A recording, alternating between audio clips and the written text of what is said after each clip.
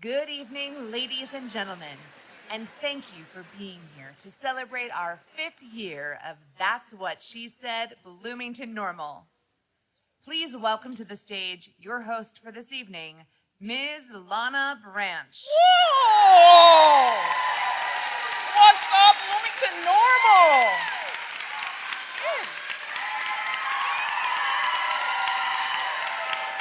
That's a good-looking crowd out there. Welcome. That's right. Welcome to That's What She Said, Bloomington-Normal 2024. What? Who's ready for an incredible night? I don't think they heard you in the green room. Who's ready for an incredible night? Yes! Couple questions before we get started, though. How many newbies are here tonight? All right. All right, so you got your tissue at the door, right? Because there may be waterworks. And for some of you, when you're laughing, other areas may leak. So I'm just checking to see if you're poised. I don't mean composed and self-assured. I mean down there. Hey, whatever works for you, she said, depends. Who was at our first show in 2019? Yes, well, thank you for coming back. Tonight, we are celebrating our 5th anniversary of That's What She Said, Bloomington-Normal. Yes. Can we get a shout out for Jeanette Jerzick for making all of this happen? Yes. Hey, shout out to our community, Bloomington-Normal, for supporting us year after year. And a huge, huge shout out to every She Said speaker that stood behind these yellow stands. Will all She Said speakers in the audience please stand up? Where are you? All right. Oh, yes. That's awesome. Hi, Jen. My name is Lana Branch. I am a local business. Yes? Oh, right back at you. I am a local business owner, wife, mother, assistant baseball coach for my son's summer team, and current PWMC president. And tonight, I'm your MC. I'm also standing because I was one of the first speakers that year. We were at the Castle Theater. It was such an amazing opportunity, and it opened the door for other stages for me. In October of 2022, I was in Champaign on stage for The Moth from NPR. I became a published author in the first She Said publication, From the Stage to the Page. Yeah, it's on sale in the lobby. I'm on page 47. And on Mother's Day this year, my oldest son and I graced the front page of the Pantograph. Having these opportunities to share my journey has been amazing and validating. Having this second in a lifetime experience to be on a stage with so many incredible women is nothing short of wonderful. So when Jeanette called and said, "Girl, I'm gonna need you to step up again," I jumped at the chance. Now, y'all know Jeanette does not sound like that. But when I retell stories in my head, everyone sounds black.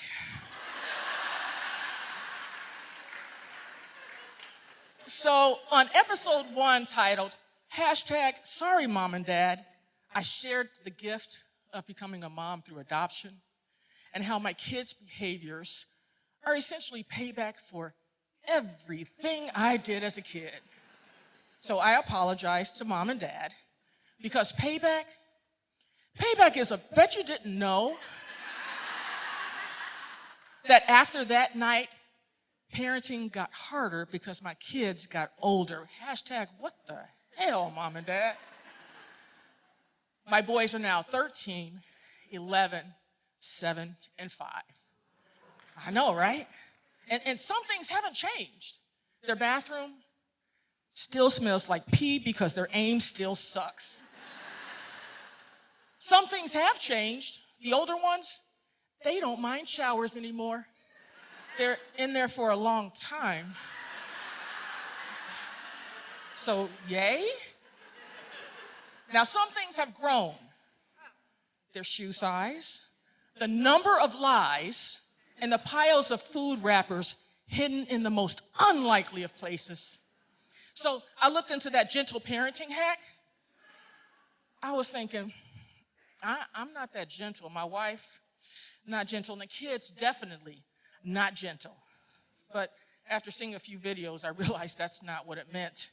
So I tried to remember if mom and dad had used gentle parenting with us. Lori, I think they did. My sister's out there. And so I tried it. One aspect of gentle parenting is not saying no every time a kid asks for something. So I started practicing, and it really works. So instead of saying no, I will say, absolutely not. Or, you've got to be kidding. And my favorite, hell to the no. I also remembered things mom and dad would tell me as a kid when I was upset. They would always encourage me to look at things from a different view. It wasn't until I was older I realized that they were dropping Max Planck quotes on me. When you change the way you look at things, the things you look at change. Shout out to the power of perspective. So as my kids got older, my parents got older. In the summer of 2020, my dad began looking all of his 96 years. Over the next few months, I visited more frequently, soaking up every breath, every touch, and every memory he was able to share. A week after his 97th birthday, Mom and Dad went to bed holding hands as they had done for almost 74 years.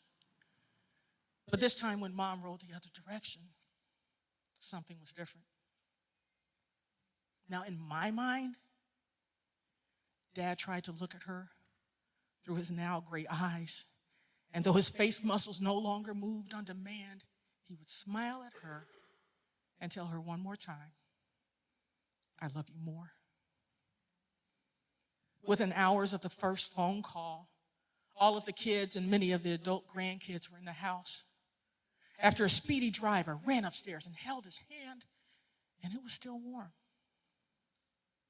I looked over at Mom, sitting on the edge of the bed, gripping his other hand so tight. The light in her eyes was flickering, her shoulders were heavy, and her heart was starting to break. Hashtag, what the hell, Dad? Over the next week, plans were made, and definitely more tears were shed. The services started on January 7th. Happy birthday to me.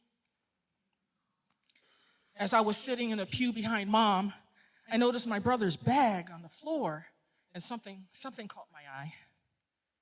Now, I'm not going to say it was a birthday gift from Dad in heaven, but I found gummies.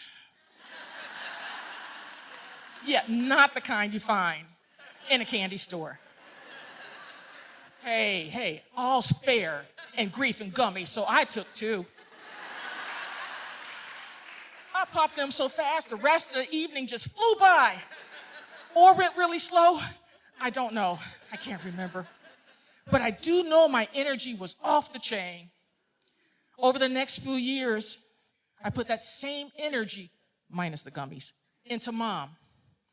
I needed to find a way to keep the light in her eyes, her shoulders strong, and her heart from breaking. In order to do that, I had to continue the laughter and love that Dad brought to her on a daily basis. I couldn't be there every day, so I created a community that could on TikTok. With over 83,000 followers and counting, Roots and Ripples. She shares laughs, and in return, she is loved by many. Hashtag, what the hell, Mom? Yes. As she faces her own set of struggles at almost 95, my role as a daughter fluctuates between comforter, cameraman, and caregiver. And I've been doing this while trying to balance relationships, businesses, kids, and life on a unicycle while juggling chainsaws. And I was starting to lose focus, and I was losing myself.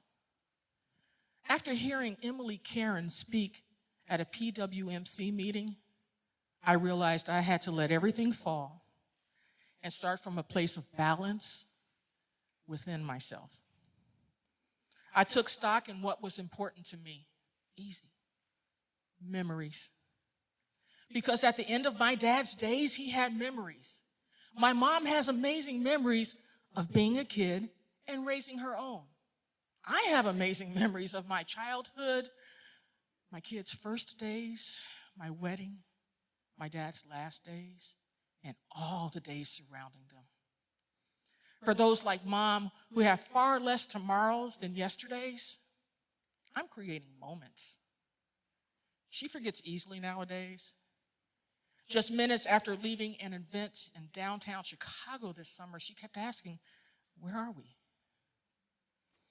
I know while I was sitting next to her on a curb, she was so happy in that moment. And she will forever be happy in my memory of that moment. For my sons, who I love so, so much, even when they frustrate the hell out of me, I will continue creating positive memories. It's the little things like building the trampoline together in the backyard or having breakfast for dinner. Tonight, all of you, in this moment, will be part of my memory. So thanks a lot for being here. Appreciate it. Now, when Jeanette calls in 5 years and says, "Girl, I'm going to come back and I'm going to tell you what my 99-year-old mother is up to and how my 18-year-old never puts gas in the damn car." Until then, tonight, we have 8 incredible women ready to share moments of their personal journeys. And if you listen, you're going to find that many of you will have shared experiences and feelings. And it just goes to show that none of us are ever truly, truly alone. So please, put your hands together, make some noise, and welcome your Bloomington-Normal 2024 That's What She Said speakers.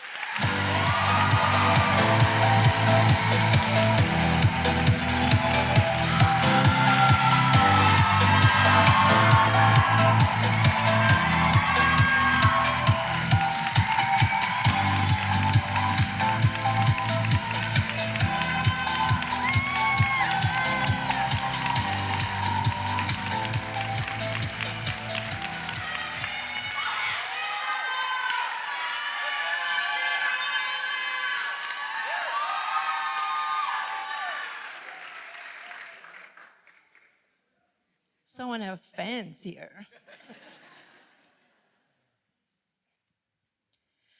Growing up in Hong Kong, expectations for who you're going to be are often decided before you are born.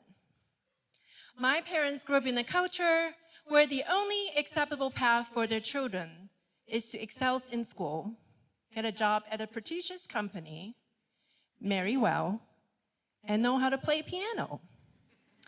However, from the day I was born, I was not living up to those expectations. My mom liked to tell me the story that I was such a sick baby when I was born. So it was lucky that I'm even alive today. She also liked to tell me how flat my nose used to be when I was a baby. And her aunt kept telling her that she'll have to pay someone to marry me, as in the ultimate goal in life is to get married. I'm not sure this is true or not, but she also told me they used to put a nose clip on my nose to make it grow taller. I guess it worked, because I have the tallest nose in my family. But friends, don't try that at home. I guess growing up, I realized there's a lot of competition in the Asian family. Who's the tallest? Who goes to the best school? Who gets a good grades? Getting good grades is like an Olympic sport. There's a lot of emphasis and pressure associated with grades. Perhaps there's a reason why there's a story or a joke on the internet that we are Asian and not Bayesian. So getting anything other than an A is not acceptable.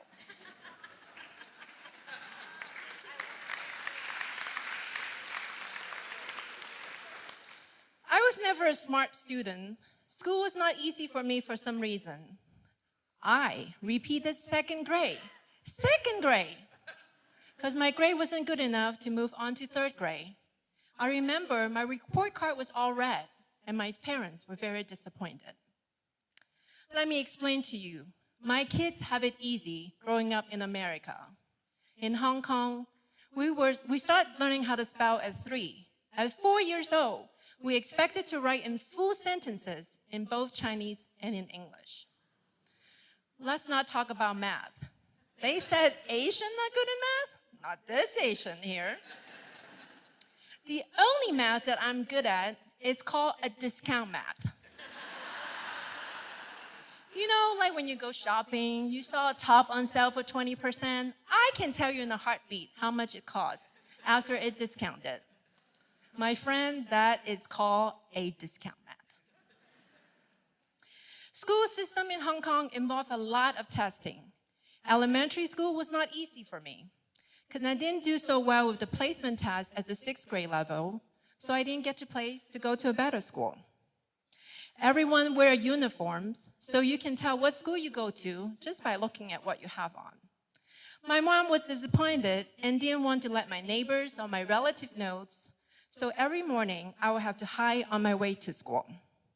So each morning I have to go on a different floor to get on a different elevator so that I don't run into my neighbor, because if I do, they will know the truth. I did that for about a year until I moved to a better school and no longer felt ashamed of being seen by my neighbors. I struggled through high school, and the truth is I wouldn't have gone into college if I hadn't moved to the state. And I don't know what life would have been if I stayed in Hong Kong. So in a way, I do have to give credit to my parents for investing in our future and moving here to the States. I never truly thought about what I want to be when I grew up. Perhaps it is because I always told what my future would look like. When I was picking a major for college, I actually wanted to major in nutrition, but my mom didn't really like the idea. She said, "What are you going to do with that major? You're going to teach people how to cook?" So I changed my major to business administration. It is kind of funny, however, because I'm now doing exactly what she didn't want me to do. I teach people how to cook.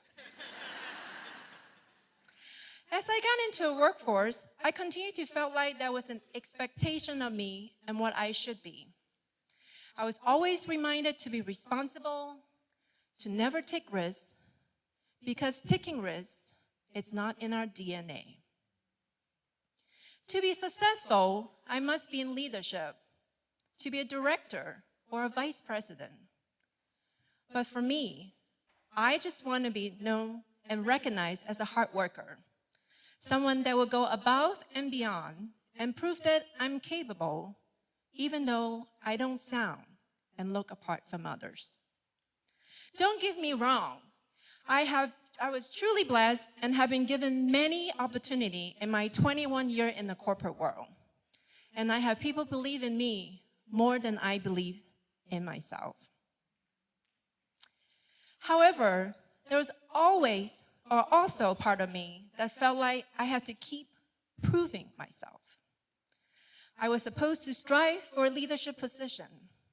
I was supposed to always be available to raise my children and cook for my family. I was supposed to be able to do it all. And then I reached a point where I asked myself, how long do I have to do this? Is this something I want to continue to do for the next 20 years? And the answer was, heck no. Something within me wanted more. I wanted to prove myself that I could do anything that I set my mind to. I wanted to experience the reward that comes with taking a greater risk. In 2021, during the lockdown, I find myself watching a lot of streaming video. Don't judge, I know you all do it too. And I came across this video of Oprah interviewing Wes Moore, the governor of Maryland. And he said this quote, "I would rather flirt with failure than to never dance with my joy." And that stuck with me. Shortly after, I saw an opportunity to leave my corporate position and decided for the first time to listen to my heart and step out on my own. Starting my business was by far the scariest thing I have ever done in my life. Something I was told since I was little not to do, because it would involve taking a risk. My entrepreneur journey started with Bao Destination, a pop-up concept where I made handcrafted authentic bao, a typical Asian dish. Today, you can find my product in local grocery store. And in a month, I'll be opening the first ever revolving sushi restaurant with my business partner here in Bloomington-Normal.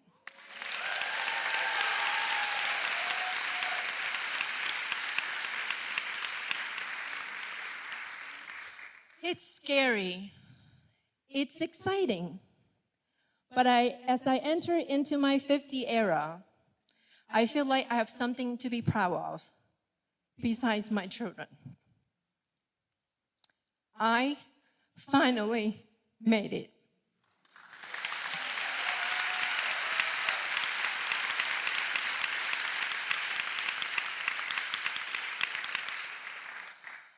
From a kid that almost didn't make it at birth, a kid that had to repeat second grade, a kid that almost didn't get to go to college and finish school. I don't think I achieved my ultimate success, but at least I feel like for once in my life, I'm taking charge of my life and my destiny. I flirted with failure, so now I get to dance with my joy.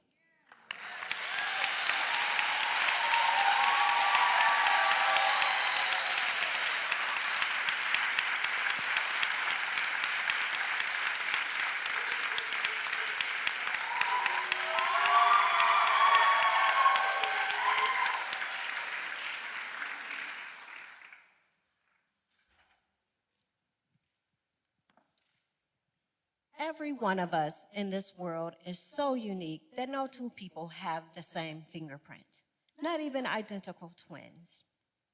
I recently discovered that fingerprints are developed during a process called a chaotic system in the womb. The seemingly subtlest movements during gestation creates the twists, the turns, and the swirls that develop into the human fingerprint. And out of this chaos, every one of us has the potential to make their own unique imprint on the world just by being who you are.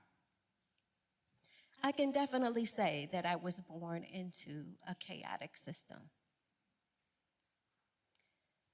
I was born on a cold December day. And it was a miraculous moment when a very young, scared, unwed girl gave birth in an upstairs bathroom. No one knew about the pregnancy. No one knew she was in labor. When she joined the family downstairs for dinner, no one knew that she had just brought a baby into the world. She kept that baby hidden, afraid of what everyone around her might think of her. As babies do, I cried and gave away my hiding place, and voila, I was discovered. I guess I've always been kind of loud. Even today, my friends tell me that I have something to say and I am going to be heard. In that moment, chaos ensued for my mother. As I stand here today, I'm the mother of 6 amazing children, and I have 8 incredible grandchildren, yes.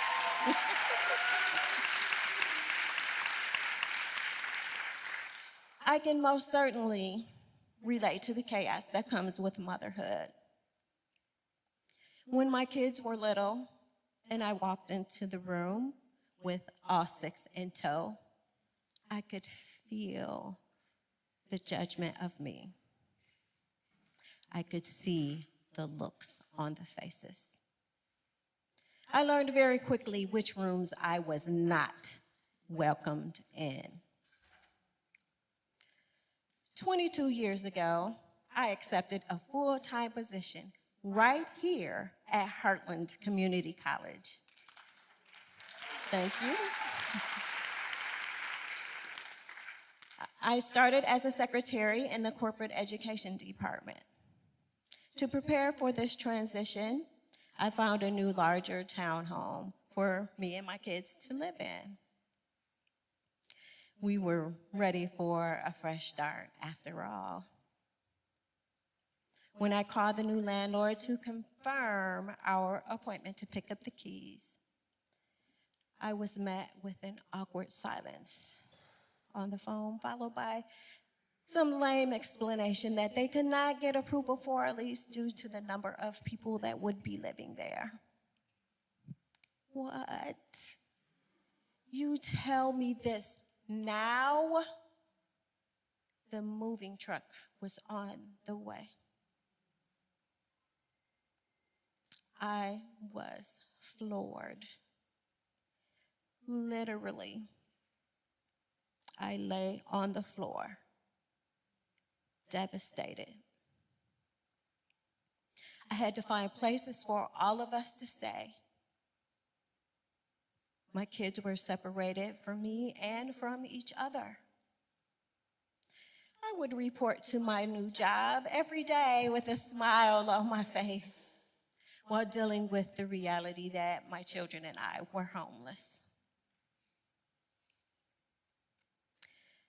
After several years of living in this chaos, I was finally able to fight our way out and get my family back together. I learned a lot about myself, perseverance, and that I was worthy of a good life for myself and my kids. 1 year later, I became a homeowner for the very first time.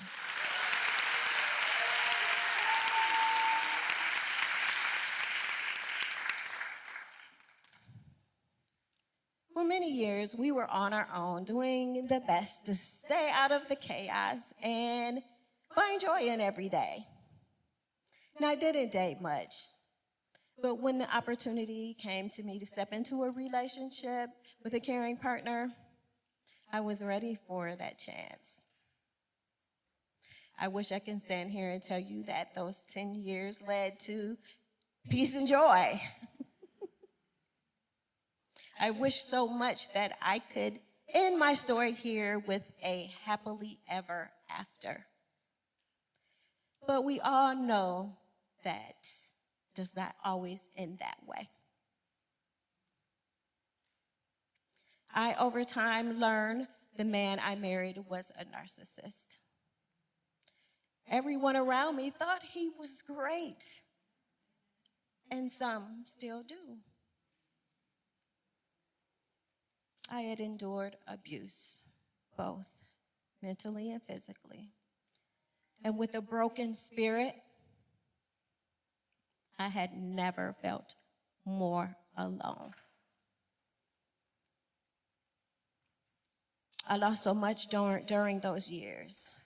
Friends, family, money, health, time, and most importantly, parts of me. I just wasn't the person I used to be, nor was I the person that I wanted to be. I had to find a way out. I could see my pieces here, there, everywhere. I did find strength in this song. I'll share the chorus with you. When I thought I lost me, you knew where to find me. You reintroduced me to your love. You picked up all my pieces and put me back together. You're the defender of my heart. This song is by Carrie Job, and it reminded me of God's love for me. It inspired me to pick up my pieces and put myself back together. The title, Defender, made me think about who I am. I've been a defender all my life, a fighter. Dare I say, a warrior. Wonder Woman has always been an inspiration to me. I feel like I can relate to this warrior princess from the Amazon. I am very tall on the inside. But even Wonder Woman doesn't wake up every day and face her demons barehanded. She has all this incredible armor to protect her and empower her. I looked around at all that I had in my life, and suddenly I could see and feel my armor surrounding me. I raised my children to be these incredible sources of strength and light in the world, and I can reflect on how each one of them represents a piece of the armor I wear. Wonder Woman has her crown. I have Kristen, my firstborn. Kristen stands tall and carries herself like royalty. Wonder Woman has a special breastplate with the insignia of an eagle. I can feel my daughter Angel right here on my heart with the strength and freedom of an eagle. Then there is Wooly, my sword. Wooly tells the truth, even if it cuts. Ramia is my shield, my protection. The belt Wonder Woman wears is Justina. She gives support so unconditionally. And my baby boy, Joshua, just like Wonder Woman's boots, he lights my path with his insight and wisdom. He is very mature beyond his years. But Wonder Woman's most famous piece of armor are her wrist cuffs. We all know that pose that she takes, crossing her wrist in front of her to deflect danger. Okay, let's all do this together. Shields up. Yes! Woo!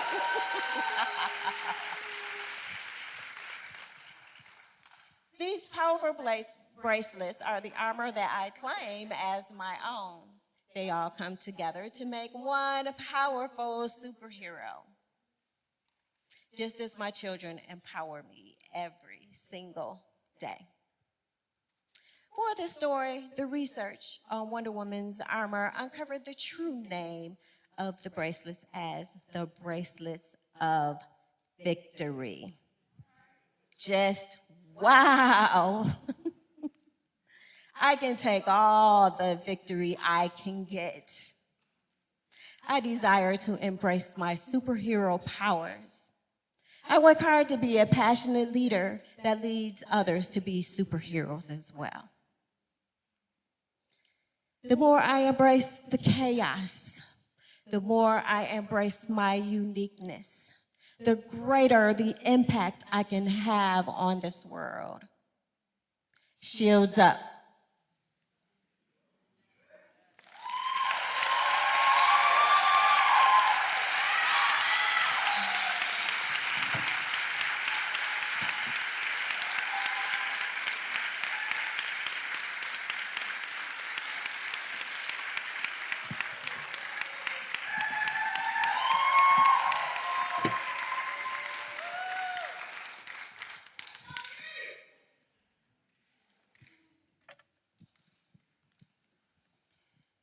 death, dying, end of life. These are words that bring strong emotions to the surface. Sadness, fear, anger even. I've spent the past 34 years holding death's hand. But let me tell you something that may surprise you. Death's hand is not cold. It's not heartless. It's warm. It's a soft whisper, a slight raspy breath, a tear streaming down a wrinkled face. Sometimes it's a quiet sadness, and sometimes it's a sigh of relief. I have always been a caregiver, but being a nurse was my dream. To me, being a nurse means being able to love people at their weakest moments. When the world went into lockdown due to COVID, I was at the height of my 30-year nursing and caregiving career. I was the newly appointed executive director of a long-term care facility in Peoria. I didn't go home for almost 2 months.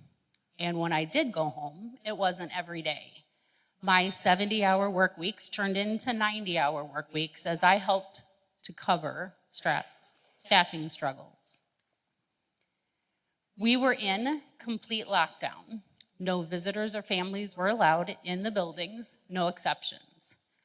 So there we were. I was there in the building, in isolation gear from head to toe, face to face with patients dying of COVID. Trying to keep them comfortable when they couldn't breathe, holding their hands, and even holding their phones while they talked to the loved ones that were looking at them through the windows. People have asked me how I survived these horrible years. And the only way I can explain it is to say, I've had a lot of practice in my life with disconnecting. I've gotten really good at compartmentalizing, locking things up, and putting them away. Caring for my patients during COVID required the same survival techniques that I had learned during my complicated life. Somewhere along the way, I had stopped living in the moment and feeling what was actually happening. I was living my life in the third person. You know how some people refer to their memories as files in their brain that they put away for safekeeping? I think of mine more like extra large storage units where I've packed away most of my memories and put padlocks on them and put them on a cargo barge and sent off into Neverland because I had to. My childhood wasn't warm and fuzzy. I did not grow up with hugs and kisses and praises and encouragement. My mom and dad divorced when I was 2, and I was raised by my dad and my stepmom. I grew up in a house with 3 sisters, and while we had our moments of sisterliness, most of our childhood was spent in an individual survival mode, so it wasn't really conducive to a close sisterhood type bond. We each had our own role in the family, and mine was that of peacekeeper. I often took the blame so others wouldn't be in trouble. I learned to not care, to keep everyone at a distance, and to not need anyone or anything. I left home at 13 and became a part of the foster care system for the next 4 years. I was an angry, disconnected teenager with no purpose. I got involved in the world of drugs, and when I was 17, I ran away. My boyfriend and I drove across the country until we landed in Arizona, where we lived homeless, doing drugs, working off and on. I was on a path to destruction until I found out I was pregnant. That rocked my world. You see, now I had a baby that I was responsible for. Now I had a purpose. So I quit drugs and I came back to Illinois. Over the next 15 years, I became a mom to 3 boys. I lost my infant daughter at 3.5 months. Worrying about myself became unimportant. pack it up.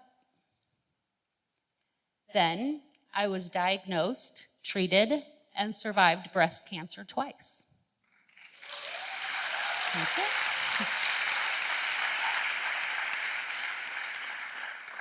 But lock it up.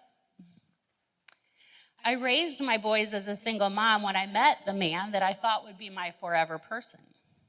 I was finally ready to allow somebody into my life. But life took him away from me. 2 months after our wedding, I was a widow. Send it away. I had children that needed me. I didn't have time to feel the enormity of these losses. I did everything I could to keep my head above water, at times working 2 and 3 jobs to keep a roof over our heads and food in my boys' bellies. So I tucked away all the feelings and all the pain in the storage units of my brain. I put them in those metal units, put on the padlocks, and shipped them away, closed them away forever. And I could see the result of living like this play out even in my professional life. I was working as a CNA in long-term care, taking care of those that are no longer able to take care of themselves, feeding them, bathing them, walking them, talking to them, when I lost my first resident. We found them gone when we were doing rounds. The fact that this person had died alone with no one beside them really affected me. It made me incredibly sad for them. You see, I had no personal emotional investment, but I had plenty of emotional investment on behalf of another. That was my MO. If it was important to you, I made it a priority to me. I cared for many dying patients over the years, sitting with them, praying with them, even singing to them when they took their final breaths. All the while, I stayed detached. It was me, but it wasn't. That caring, compassionate caregiver was a version of me that I watched, but I didn't feel. I was living my life in the third person. Over the years, I thought what I had were bouts of healing. I believed I had not just survived life, but I had wrestled the beast and won.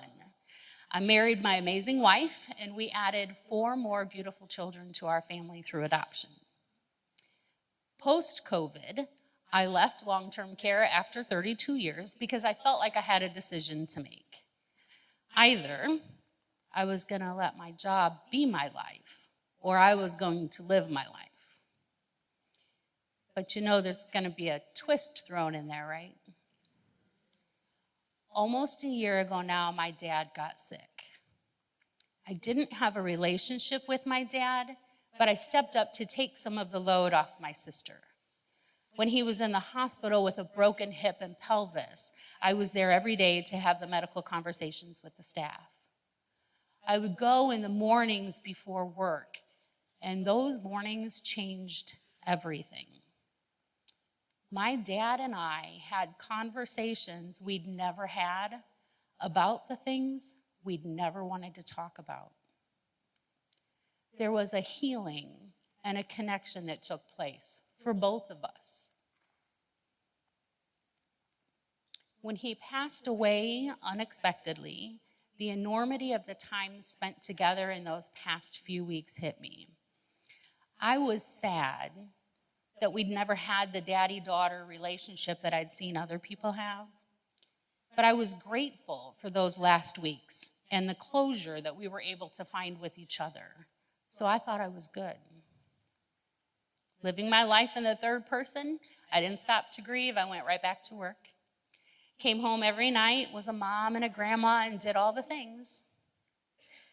And then 8 weeks later, I got a call from one of my children.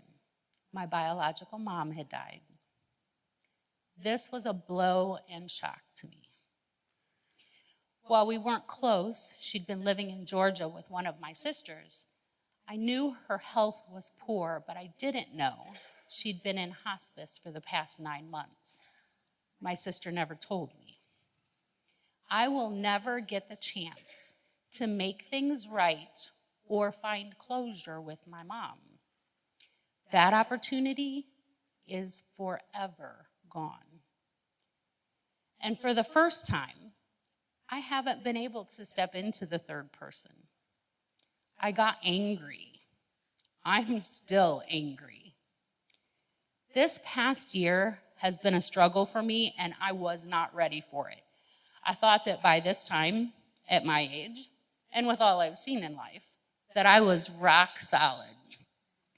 Except I'm not. I've spent so much time cycling through emotions this year, feeling at times like I'm barely hanging on and not understanding why this time in my life was so different. And then one day, a really smart woman who loves me pointed out something that really blew my mind. I am safe now. I am safe.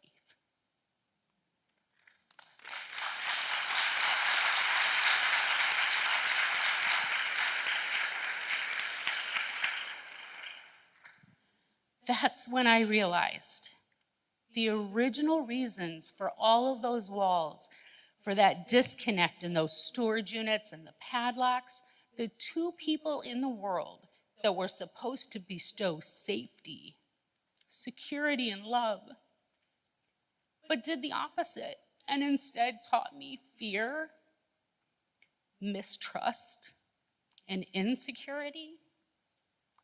They're gone now. The storage units that have always held my first-person experiences no longer have locks on them. The doors have been flung wide open, and I am learning what it is like to live life in the first person.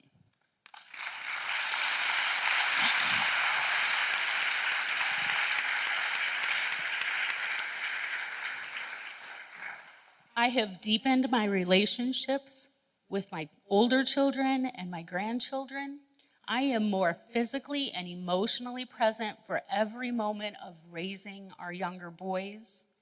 I choose to work 40 hours a week, loving what I get to contribute, but work looks a lot different for me now. It no longer takes away those precious moments that I'd been missing for so many years. This is a year of transition. This is me learning how to openly feel all the feels. This is me learning how to love me and that I deserve to love me.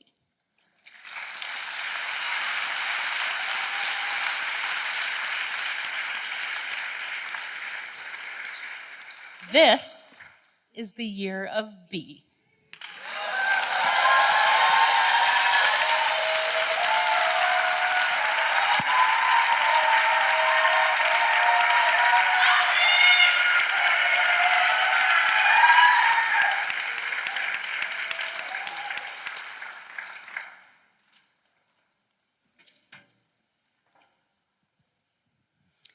Wow.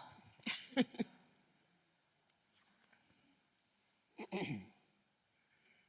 gotta get past B's story to get to mine. Friends, we are living in very complicated times.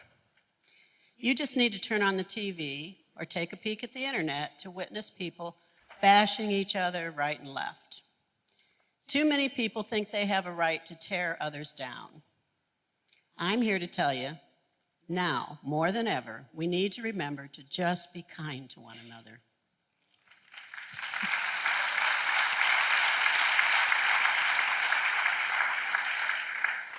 There was a time in my life when the world was not so kind. My life took an unexpected turn. My story could have been very different today if I had given in to society's expectations of me. But kindness is more powerful than any of the world's ills.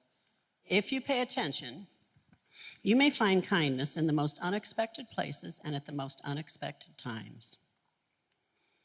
My husband and I used to take walks in the evening, especially when it was nice out. We'd wave to our neighbors. We'd watch them work in their yard. We'd strike up conversations. Just say hello. One evening, our neighbor Gene struck up a conversation with us, and he asked me a question that stopped me in my tracks. "Will you be going to the class reunion this year, Vicki?" he asked. Now, Gene and I had attended school together, but I had to awkwardly remind him that I didn't graduate with him and that I was not invited to attend these alumni reunions. And then he kindly asked me another question. "Well, do you want to go? I can get you an invitation. I'll get you the information." I had a long pause. I debated an answer, and I finally said, "Oh, sure, why not?"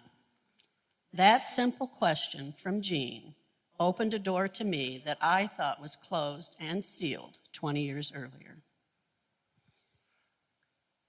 You see, I loved school. I was an excellent student. I always got good grades. When I went and told my counselor that I wanted to go to beauty school and be a beautician, he told me I was way too smart for that, and he recommended I work towards a career in X-ray technology. He was guiding me towards a work program we call DO, Diversified Occupations. Then, a few weeks before the end of my sophomore year, I realized I was pregnant. This was 60 years ago. It was a different time, and this was a really big deal. I kept it a secret till nearly the last day of school. Then I went and spoke to the counselor. He informed me that if I told the school about my situation, they likely wouldn't let me stay. They probably wouldn't even let me finish my sophomore year. He was right. I waited until the very end of the last day to tell anyone else, and then I was officially kicked out of school at the end of my sophomore year. I was not allowed to return, for fear I would be a bad example for the rest of the girls. 60 years ago, there was very little consideration about the boy who was involved in my pregnancy. It was almost a point of pride, some guy thing, while an expectant mother was looked down on. My parents were devastated. A school administrator told my mother I had ruined my life, that I had so much promise, but that was gone. Shattered dreams, he told her. I was given some limited options. It was hinted that I could probably return second semester the following year if I'd give my baby away. I knew one thing. I was going to keep my baby. Adoption was not an option.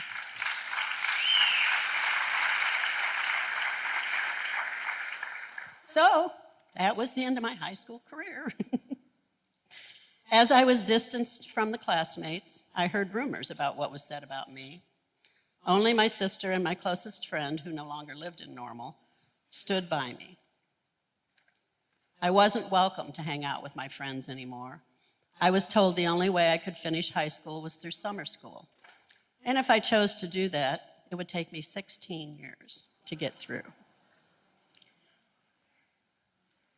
I could no longer pursue the technical job that the counselor had lined up for me. The attitudes from the adults in my world was that my only option was to get married and be a mother, as if that was a bad thing. But that's what I did. Now, it may have been 1965, but I didn't stop being smart because I had a baby. I found a way to get my GED as soon as I turned 21.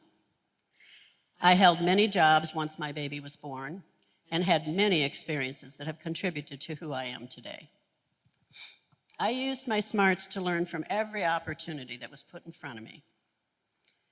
I did not pursue my calling into cosmetology for 7 years. I had spent several months helping to care for my dying mother. She had passed of breast cancer at age 52, and I was 21. That was my aha moment. I realized life is too short. So 20 years had passed since I'd left high school, I'd moved on from that first marriage. I was happily married to my wonderful husband, and we were raising our 3 children. And on that warm summer evening, standing on Cottage Avenue, talking to Gene, I explained to him why I didn't graduate with our class. I had given up the friendships from school because I knew what everyone must have thought about me. You know, the bad girl, the girl that got caught. Gene's reaction surprised me.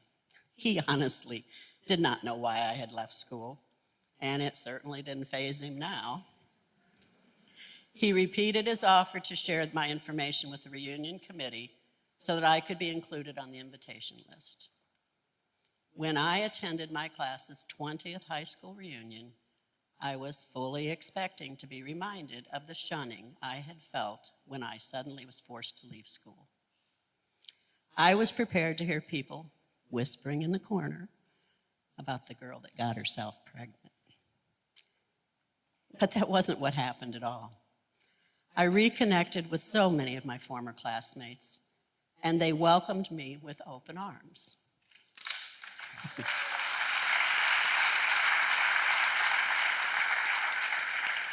It didn't matter that I didn't get to finish or graduate with them. They were so happy to see me and happy to catch up on all of life's events. It was absolutely amazing. That night, I was able to shed the invisible weight I had carried for so long. I felt like I had worn a scarlet letter on my pregnant belly because of my painful secret that sophomore year when I was just 15. I came to realize that my peers did not carry these awful memories about me. I was the one who harbored what they, society, said was unacceptable about my situation. That night gave me back so much of what I thought I had lost. I once again belonged to the Normal Community High School class of '67.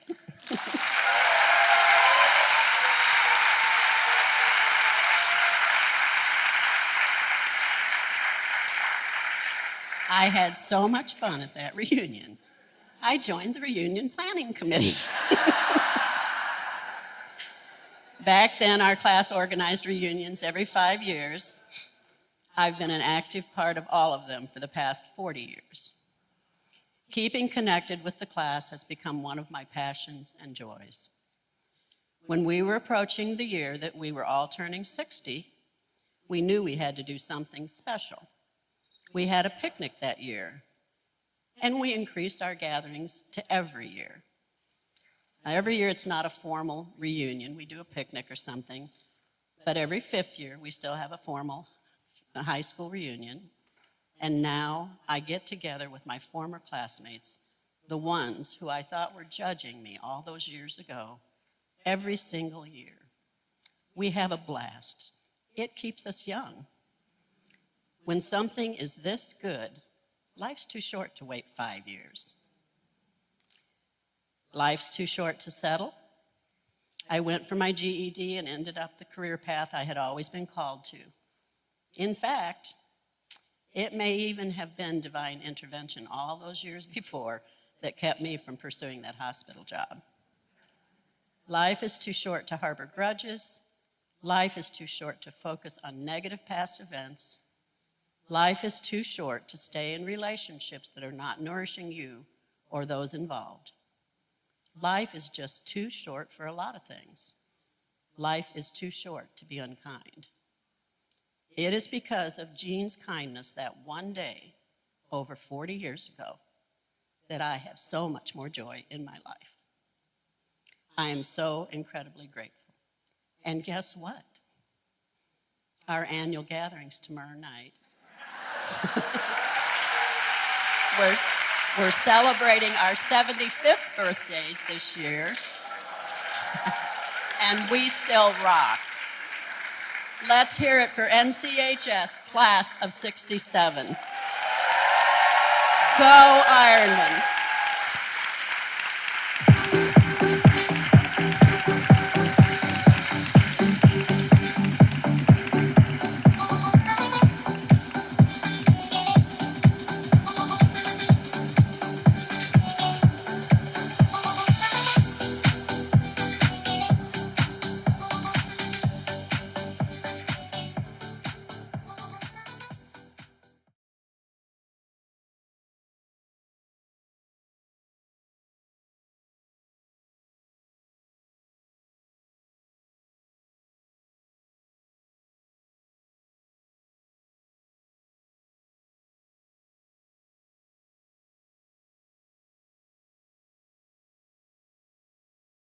We want to get back to our amazing stories, but before we do, we have to take a moment to acknowledge those who helped make tonight possible.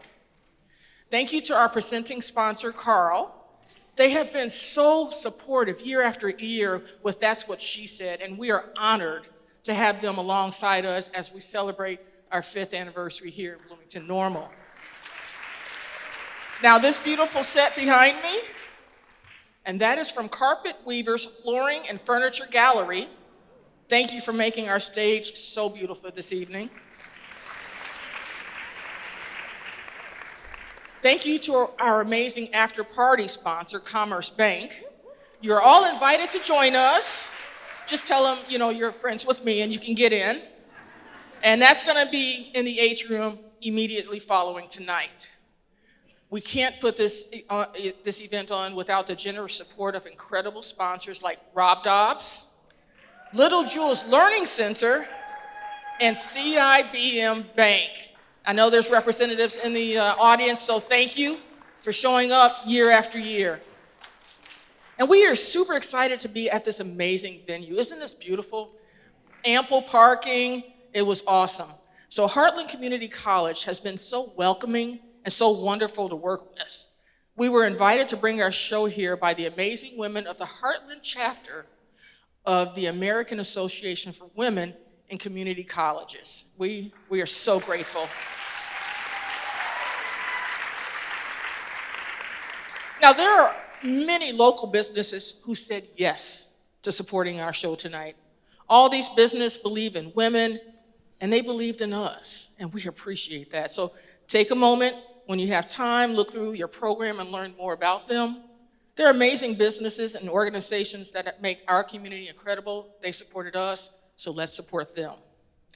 Now, in case you haven't noticed, there's been one extra member of the cast this evening. In fact, she is right now interpreting every word I am saying into the incredible language of ASL. Our audience is the best audience in the whole world. Yes!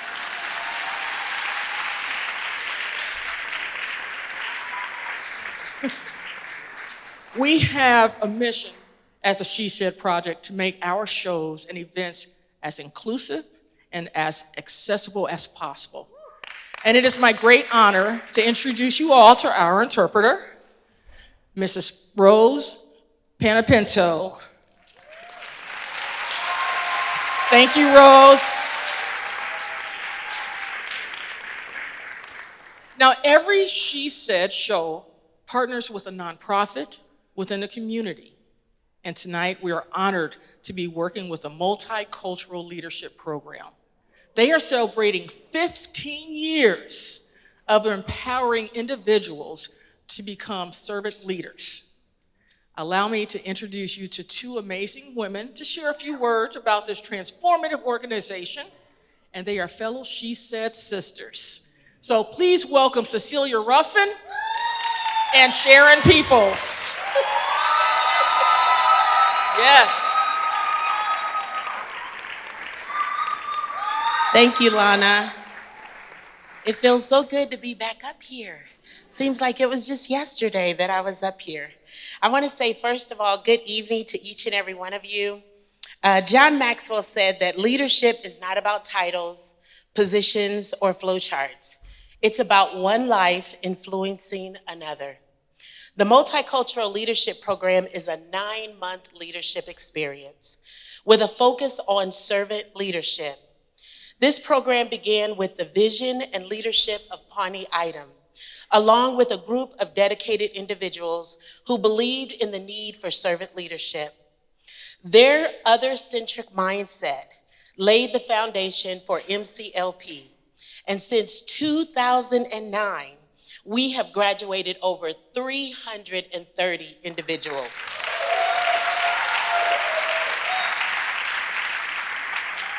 We have provided value to over 60 nonprofit community programs and have benefited from over 800 volunteers. As Simon Sinek wrote in his book, Start With Your Why, each participant and volunteer began with their why, And staying true to our why has helped us to celebrate 15 years. Now Sharon is going to tell us where we're going next. Hello, everybody. Thank you, Cecilia. I am genuinely enjoying this amazing night celebrating our new class of She Said Sisters and their empowering stories. So let's just take a moment to briefly talk about the strategic direction that MCLP is headed. Our focus this year will be on strengthening our financial stewardship and our infrastructure. And so when I talk about our financial stewardship, the strengthening that we're planning to do is in our financial controls, our oversight, and on our planning. And we're also doing intentional and fruitful fundraising. We are excited about the efforts that we're taking to strengthen our infrastructure, and those efforts include expanding our solid operational board of directors. We are re-engaging our advisory council. We're doing great things with our process improvements and documentation, and we're doing a lot with enhancing our technology support, including revamping our website and also completing the implementation of our Salesforce CRM. Now, lastly, I want to say that we understand the power of our volunteers, and we are now focused on improving our volunteer recruitment, our volunteer engagement, and our volunteer retention. So, we have a busy year ahead of us, and we couldn't be more excited about that. Having partners like That's What She Said is the only way we are able to achieve our plans. So, thank you very much, Lana. And we are looking forward to continuing our amazing partnership with you and Cecilia and all of our That's What She Said sisters. So thank you so much and enjoy the rest of the evening.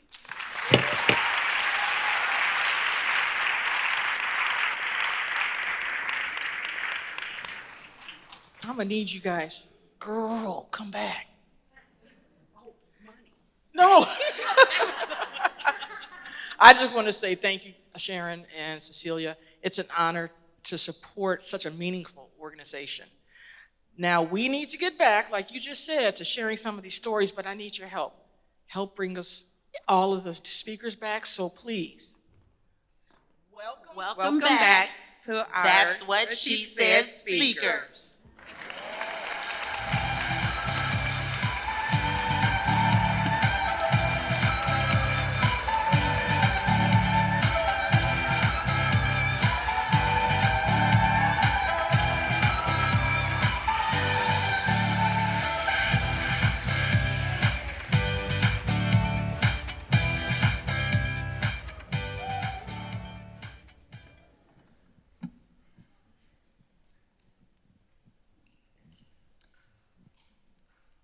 My dream was to live in the Ed Sullivan Theater in New York City.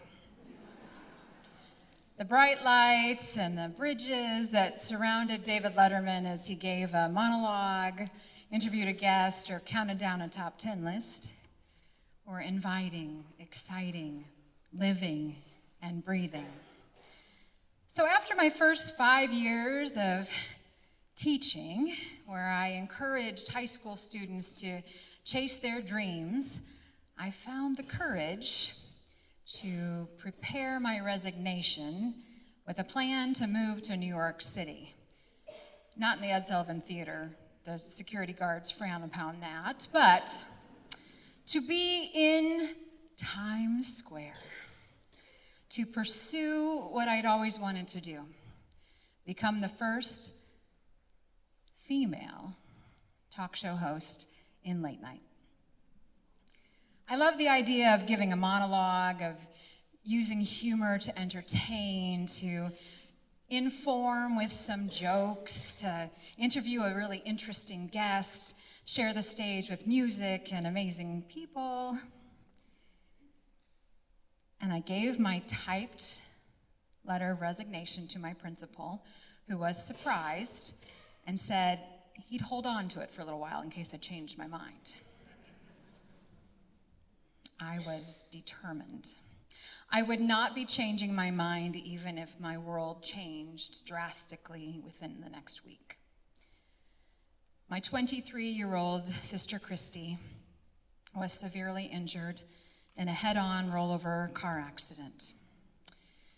And for the next 30 days and nights, we sat vigil at a St. Louis intensive care unit until the doctors told us she would not be waking up again. At her standing room only funeral, my principal reminded me he had not turned in my resignation yet.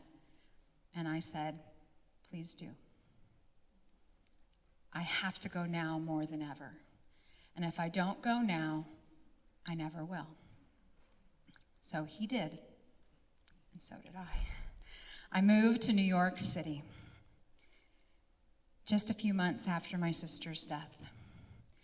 And I moved in with a family on Long Island and became the nanny for their twin 6th graders. Because of their schedule and school, I knew I could further my education at the same time, so I signed up for photography classes at Long Island University and the International Center of Photography in Times Square. To become a student, I just had to go to a brief interview with my portfolio. I didn't have one of those, so for the next several weeks, I took pictures of everything. And on August 31st, I went to the top of the Empire State Building and took pictures of the entire tri-state area and all of its impressive architecture. I made a plan later on to take pictures of the Empire State Building, and that would be a Tuesday morning after Labor Day, the 11th of September. After a longer or later than normal Monday night, I woke up groggy and rushed as I prepared the twins for their early morning field trip with homemade lunches and early drop-off, which I thought was great because then I could get to the station early and beat all of the tourists to the top of the World Observation Deck, the World Trade Center. Dropped them off, got to the station, walked onto the train, and looked down and realized I didn't have my camera. Walked back off, the doors closed, the train went on, and I was angry.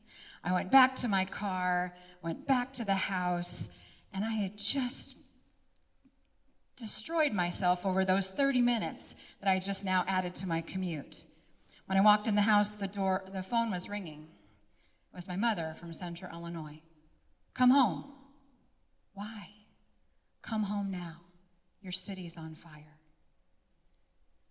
And that was when I saw the second plane hit the second tower, my tower.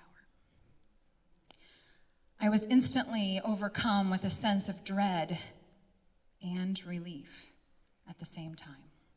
And that feeling wouldn't leave me for at least a year as I watched this city, the center of an international terrorist attack, mourn and triumph in equal parts.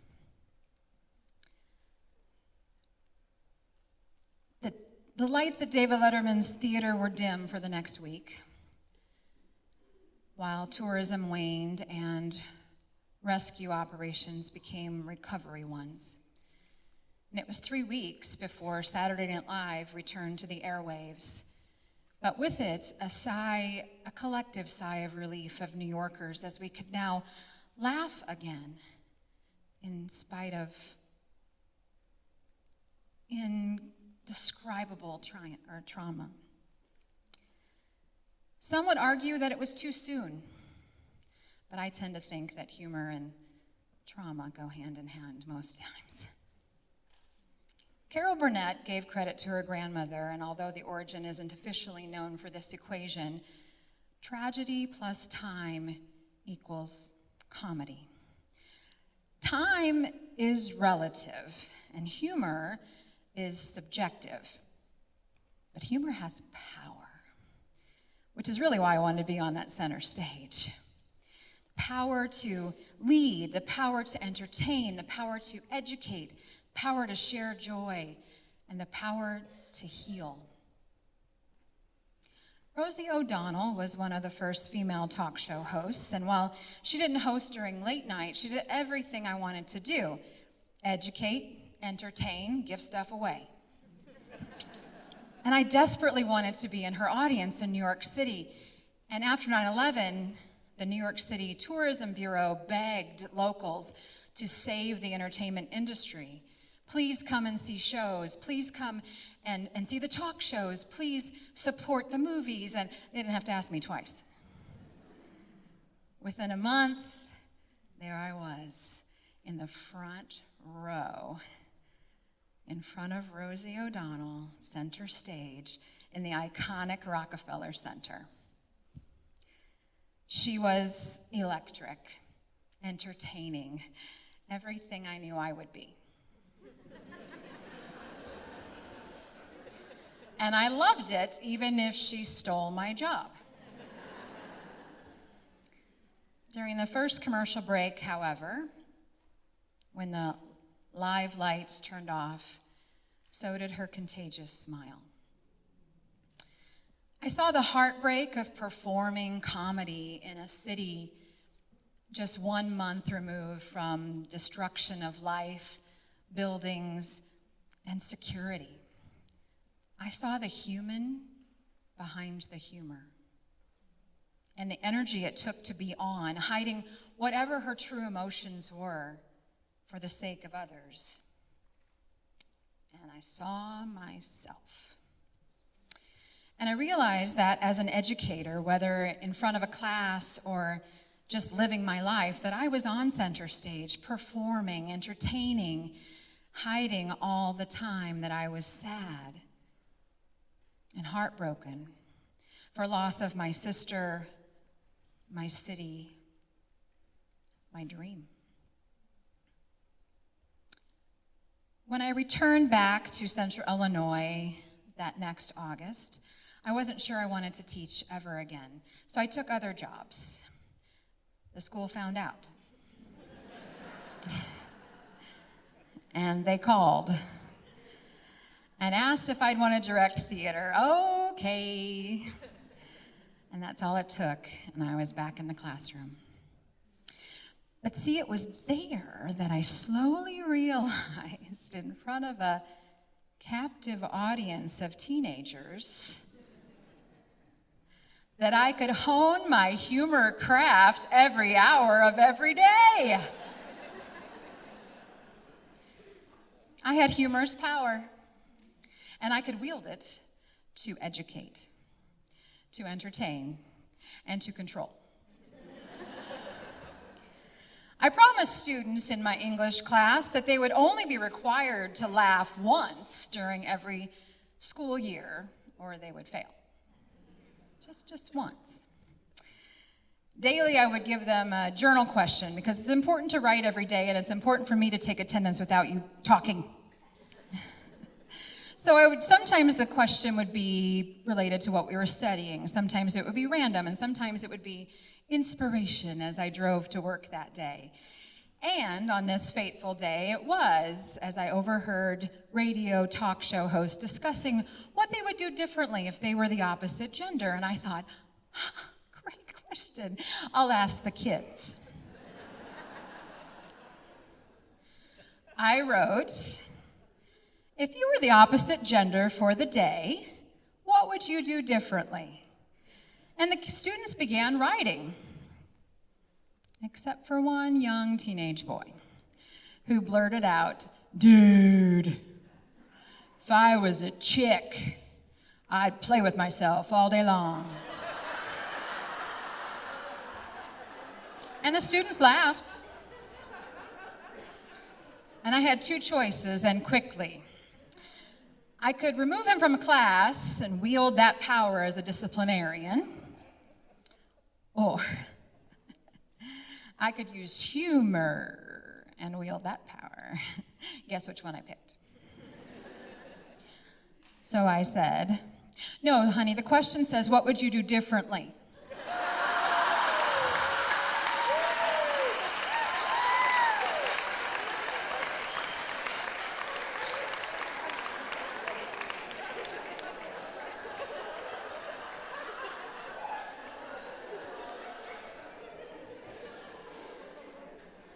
The class erupted in laughter. Thank you. I appreciate your participation. But mostly because he just got burned by the teacher. Yeah. Well, I didn't have any problems with him the rest of the year. And they all learned very quickly that I was funnier and faster to the punchline. I suppose 27 years of educating teenagers is a longer run than any late night talk show hosts have to claim. And I have students from all over the world who still speak to me and communicate with me and keep in touch. Some who grew up with me and some who became my best friends after they grew up too. This has been one of the greatest privileges and honors of my life, to spend time with young people and hopefully make positive impacts on their lives and let them make positive ones on mine with their stories and my stories and our humor. And I haven't asked them, but I think Dave and Rosie would be proud. Thank you.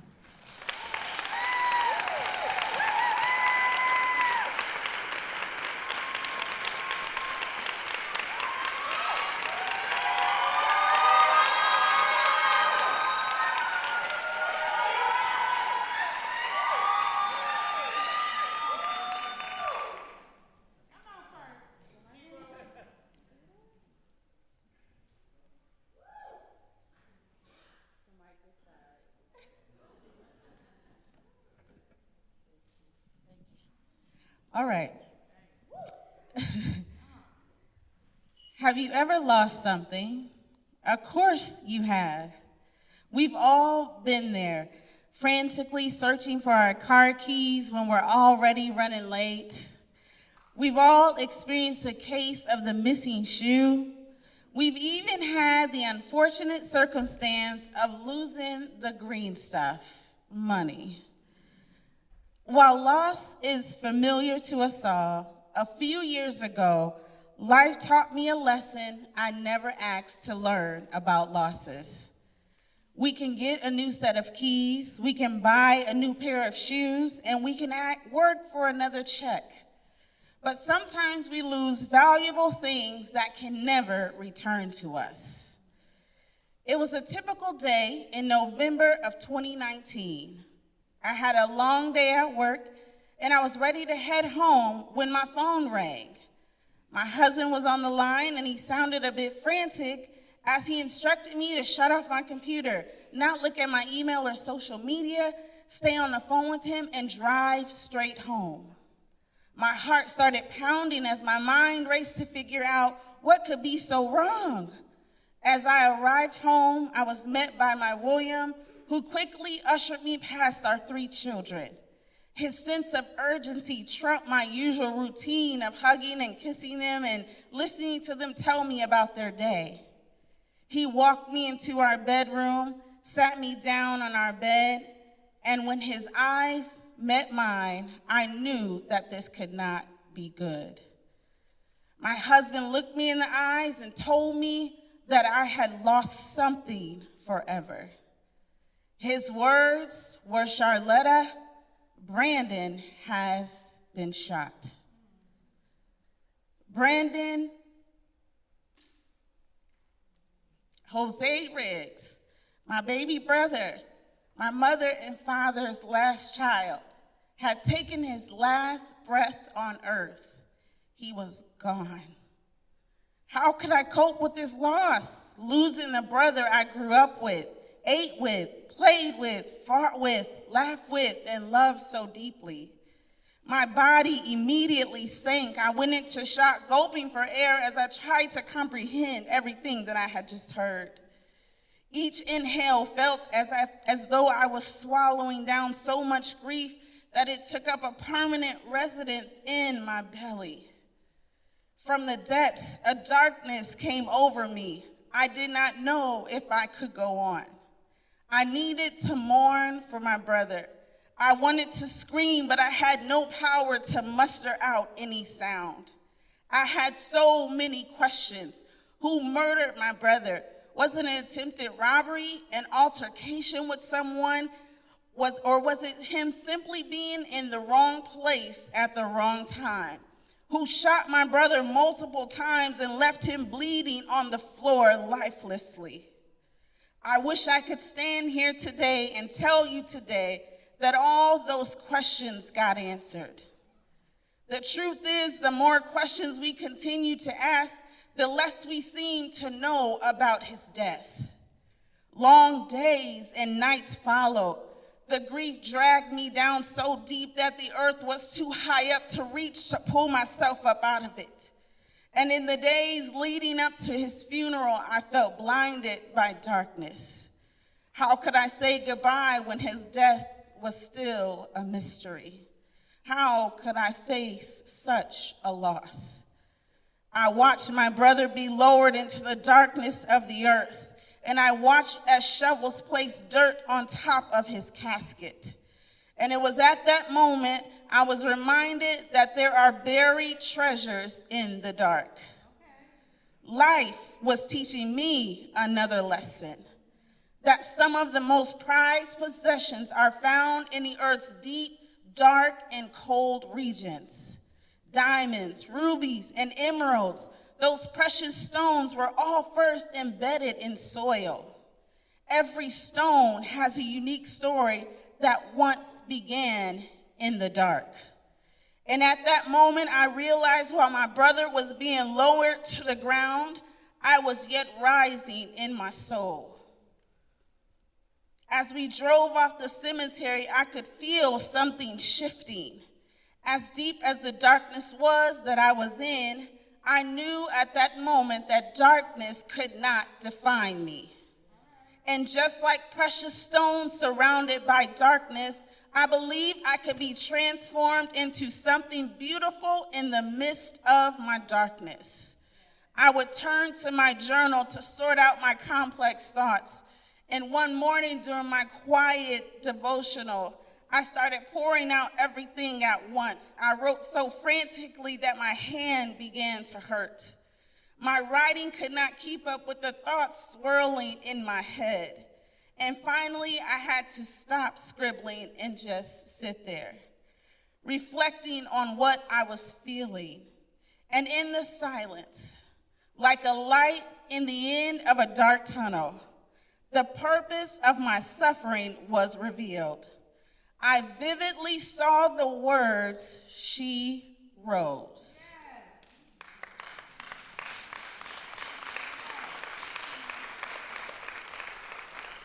She rose.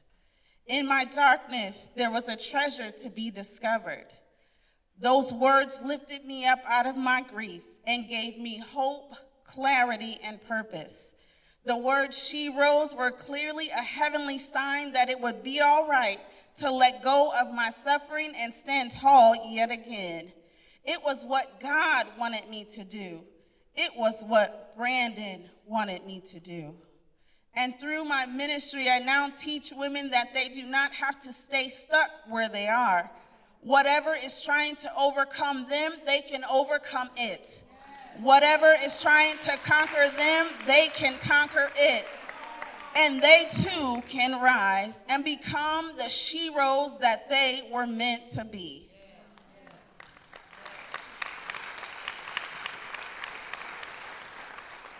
I even took all these messages and put them into a book. And yes, of course, it's called She Rose. I haven't published it yet, but stay tuned. My purpose and passion is helping women tell their story with the power of these words, "She rose." Everybody will go through darkness, but it's up to you how you will allow the darkness to transform you. There are treasures buried in your darkness if you just look for them. The losses in your life do not have to be the losses of your life. You too can rise. There is a light that can shine in the darkness, and for me, that light is Christ. I took a big loss, but I gained a big purpose. She rose.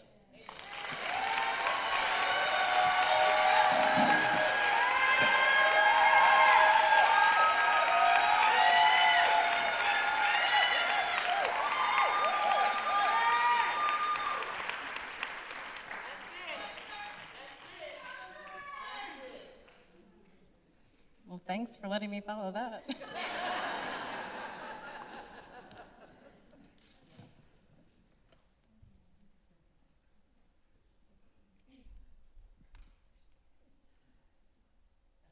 I hate Shih Tzus.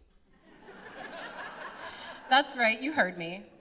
Those impossibly cute little smushy face dogs. They usually come back from the groomer with a little bow in their hair or a bandana around their neck. Yeah, those. I cannot stand them. By nature, I am a dog lover, but because of my dad's pink sweater-wearing Shih Tzu, Princess Sophia, I have forever been turned off by the breed with dainty paws and fluffed hair. And I'm here to tell you why. One of my earliest memories from childhood was of my dad putting his fist through a wall. I was maybe 3 years old when it happened, which meant my brother was just about 1. I can remember my dad scooping him up with bleeding hands in a drunken stupor and absolutely refusing to let him go. My mom stood by in tears, just pleading with him to safely set my brother down. But it didn't matter what words she spoke or how many tears she shed. My dad could never be reasoned with in his worst moments. Many years later, I realized that my mom hid that hole in a wall with my grandmother's jewelry box. It was a Band-Aid to a much larger problem. I just didn't know it at the time. His fits of rage were not an everyday occurrence. I still enjoyed a very ordinary, middle-class suburban childhood. We went to Disney World for my 9th birthday, and growing up, we camped together as a family almost every weekend. My brother and I played baseball and softball every summer, and despite my dad's struggles, we lived a very relatively normal life. But it was the unexpected, unanticipated days that still sink my stomach looking back. I remember having a softball game in Richmond, Illinois, the summer I turned 13. My dad was responsible for driving me to the game, and my mom was going to meet us there after work. But as I climbed into the van that day, the beer cans colliding with my toes should have been a red flag.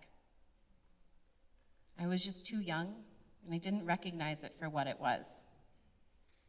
My dad was absolutely hammered and was ready to take the wheel with both of our lives in hand. I don't know what demons he fought that day, but I do know what angels watched over me. It's been 25 years, but I can still feel that terror streaking up my spine. I can still feel the goosebumps on my skin.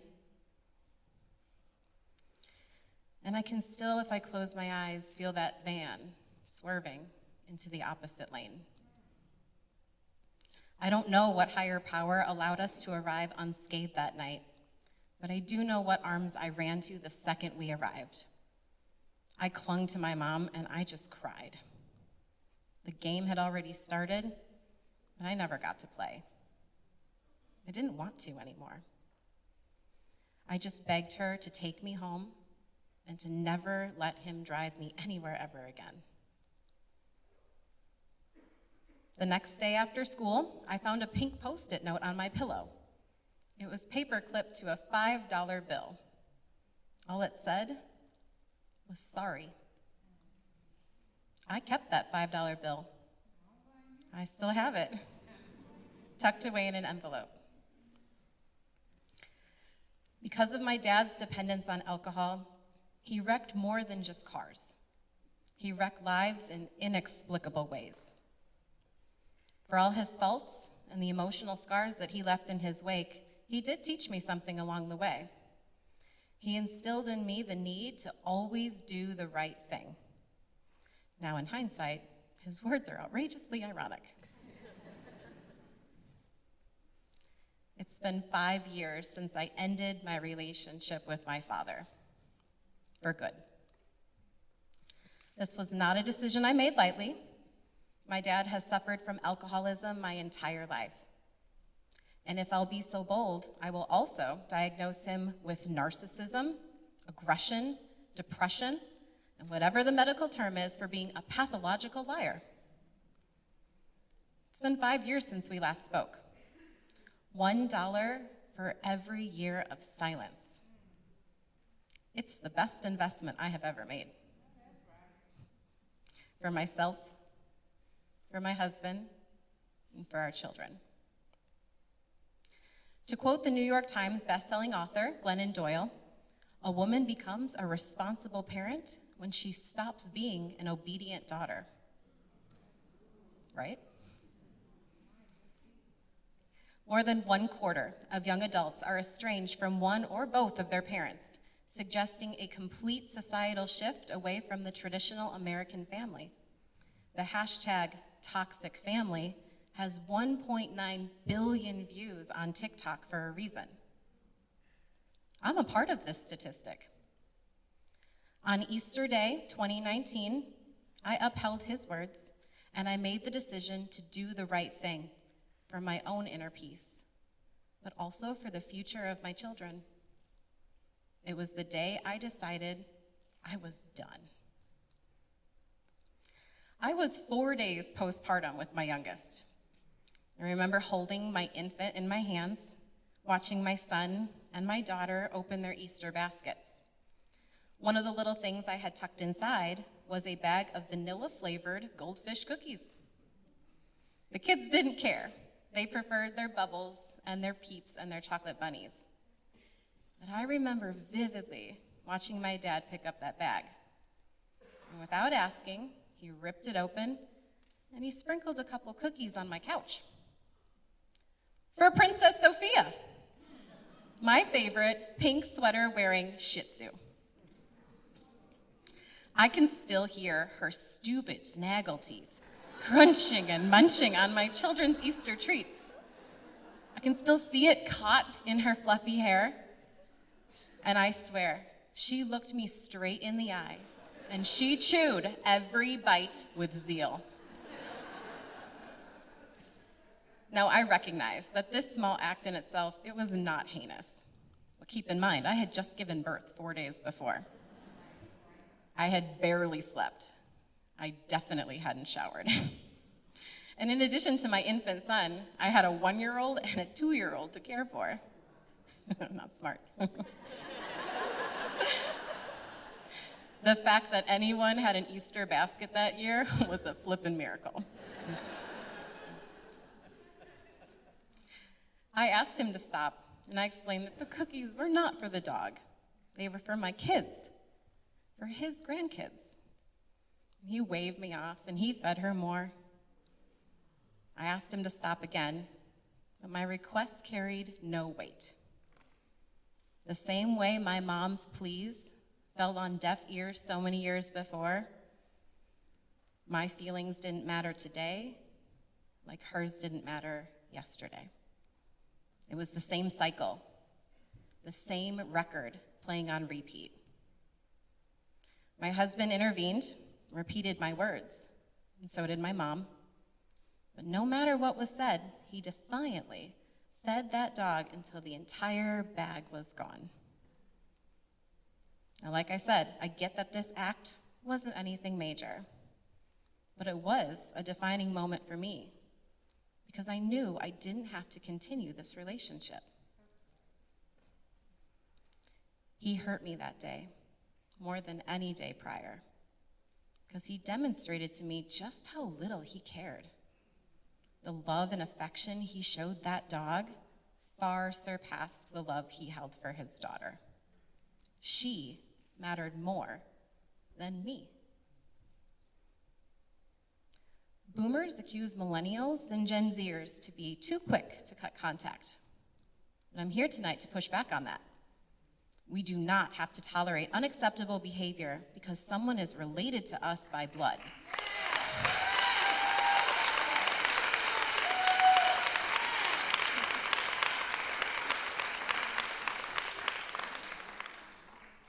We're not obligated to love each other unconditionally.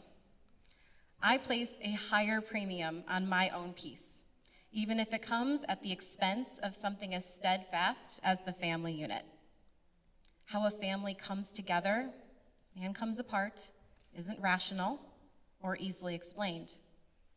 It's impossibly tangled. When one thread is pulled, the entire thing comes unraveled. By the threads of Princess Sophia's pink sweater, I unraveled the relationship I shared with my father. And not a day goes by that I regret that decision. Wherever he is, I wish him well. But I wish more for me.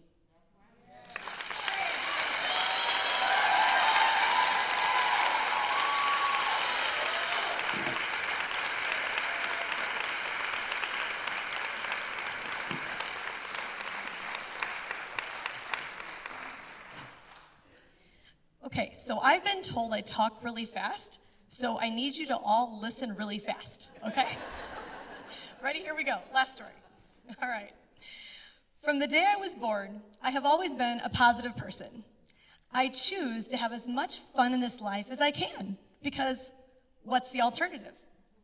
In fact, I'm so known for my outgoing personality and my need for social interaction, well, and also my love of wine, that my friends lovingly refer to me as Cheryl Chardonnay or Cheryl Cabernet, depending on the day. You know, whether it's a red day or a white day, we all have those, right? I love all the world has to offer. I love culture, diversity, and meeting interesting people. I mean, that's probably why I married one, and then another one. Well, okay, there were 3. And even though it wasn't part of the plan, I have been through 3 divorces. But I did not let that change my outlook on men or relationships. Each marriage challenge I faced helped me to grow my character, and I have no regrets. I continue to have peaceful relationships with all of my exes, as far as I know. People ask me all the time, why are you so happy? And I truly believe it has so much to do with how I view the world around me. My life is filled with amazing moments and people that fill my inner soul. And by the way, if you'd like to be one of them, come see me after the show and we can plan happy hour. I love happy hours. You know, isn't it happy hour already? Anyway, you know, living in Bloomington-Normal is incredible, right? But I love to travel and go out and see the world. I enjoy all of these amazing experiences and meet the most kind people during my travels. For example, it is totally normal for me to grab a friend and hop on a plane to Abu Dhabi and Dubai to watch the dancing fountains and the digital graphics on the tallest building in the world, the Burj Khalifa. Well, last year I went to Italy, and I met a friend in Venice for the first part of the trip, but then I went to Milan, Lake Como, and Bellagio, all by myself. This was my first time traveling solo in Europe, and I was a little nervous that I had made a mistake in doing so if I would end up feeling lonely or just not having as much fun by myself. So I was in the beautiful, quaint city of Como, and I was doing the ferry ride up the long lake to Bellagio, and I started feeling a bit left out. Couples, families, and children were all together, but it was a beautiful day and scenery, so I remained happy.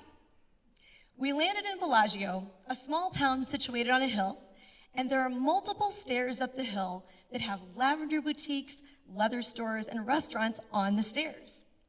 So I decided that I would like to sit on the outdoor steps to eat, and I was willing to wait in line, so I politely found my end of the queue to wait. The 3 people in front of me asked me if it was just me waiting to be seated. And I told them yes, and then they asked if I would like to sit with them instead. And they weren't joking, so I happily joined them. Maj Mohammed were from Amman, Jordan, and Shadi was from Iran. and we had the most wonderful conversation and lots of laughs. In fact, we had such a great time that they asked me to join them for dinner the same night in Como, so I did.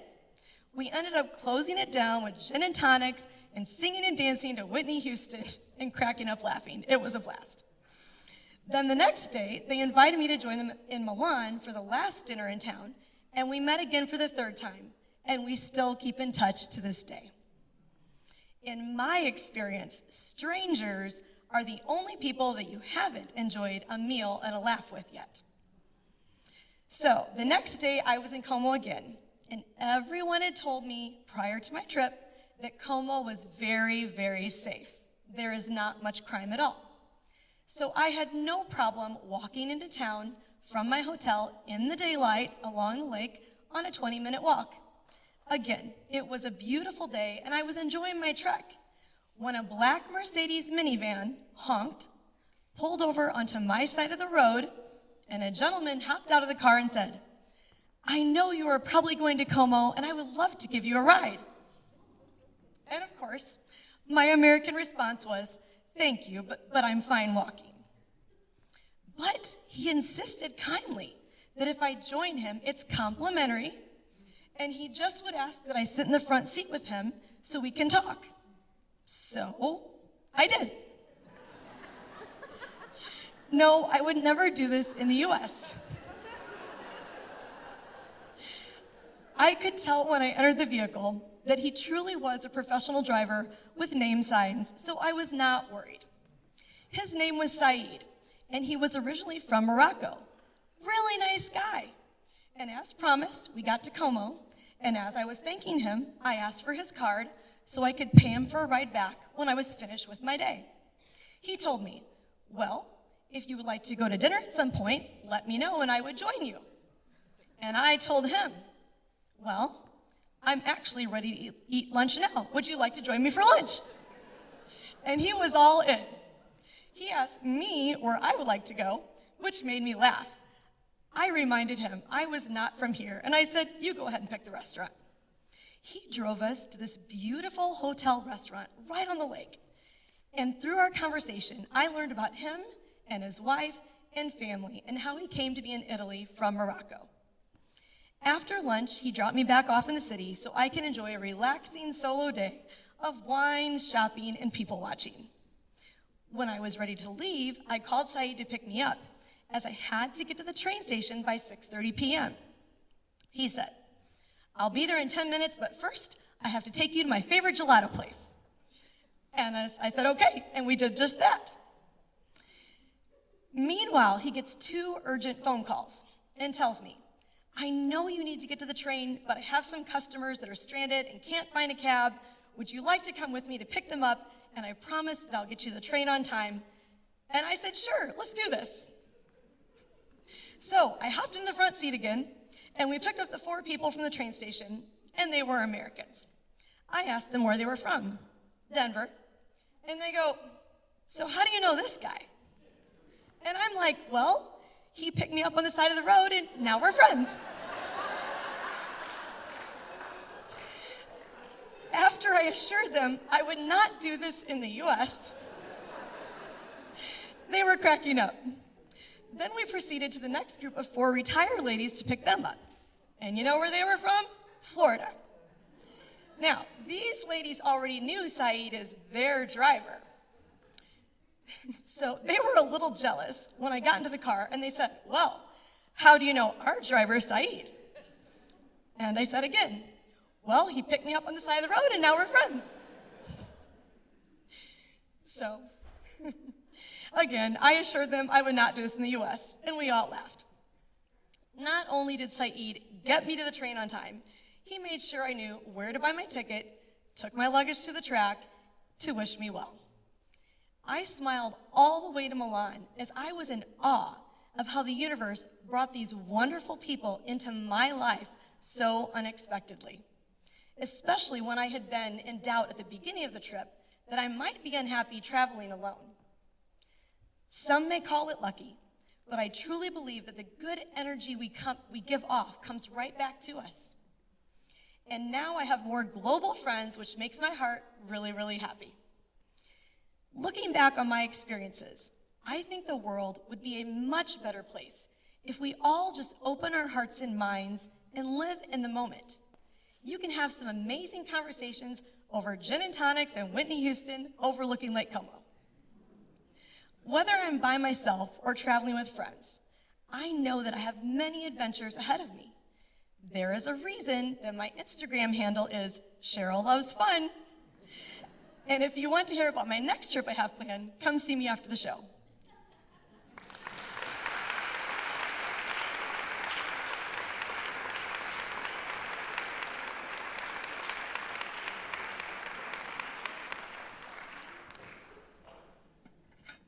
Has this been an incredible night? Wow, you guys are amazing and beautiful.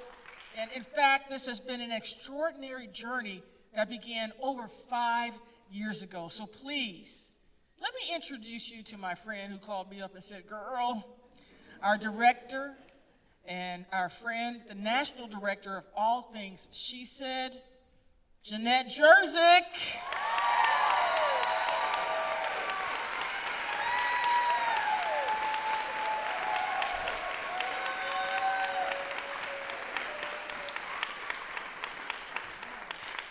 Thank you so much. Thank you, Lana.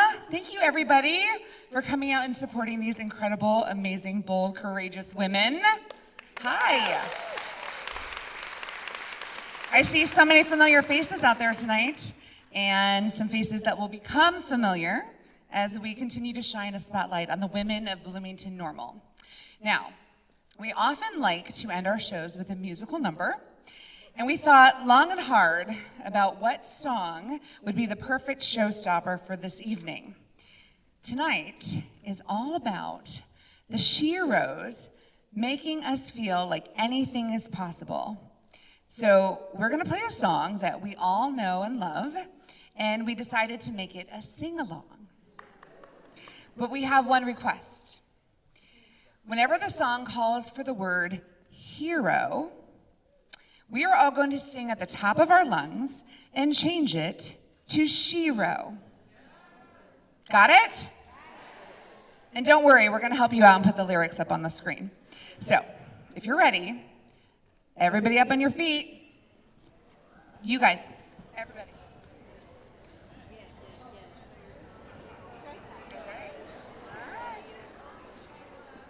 Maestro, you ready?